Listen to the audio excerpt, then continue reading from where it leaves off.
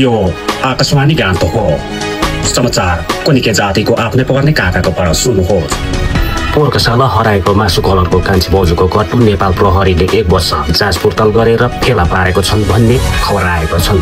नेपाल प्रहरीलाई प्रमुख मिडिया समाचारले अन्तर्वार्ता लिँदा नेपाल प्रहरीले खुलासा गरेको छन् कि कान्छी भाउजूको मासु कलरको कट्टु फल्नाको छोरा डिस्काले नै चोरेको हो भने उहाँहरूले मुद्दा केसलाई बन्द गरेको जानकारी दिएको छन्।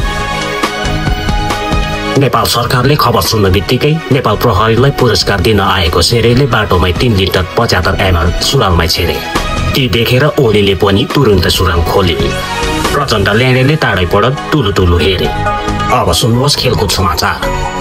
हिजो भएको फुटबल म्याचमा 2 दलको खेलाडीहरू मिलेर एउटा गोलीलाई लाताले हिर्काए भन्ने खबर आएको छन्। नेपालमा क्यारमबोर्ड खेली एक्सपोर्ट हुनेहरूलाई दुबईमा झिङ्गा मार्ने मच्छर मार्नेको लागि मगाएको छन् भन्ने खबर आएको छन्। अब सुन्नुहोस् मौसम जानकारी। भोलि बिहान पानी पर्यो भने परेन भने परेन। आज बेलुकी रात पर्यो भने भोलि योजना हुने सम्भावना छ। अब सुन्नुहोस् ट्रेन विभाग जानकारी। यसपालिको गर्मी महिनाले पसिना गनाएर काखी गनाएर कन्डो गनाएर विवाहित पुरुष महिला छुट्टिने धेरै सम्भावना देखिन्छन्। हेर्दै गर्नुहोस् 8 बजी आकाशवाणी गान्तोक मनोज तिब्बोको साथमा। धन्यवाद।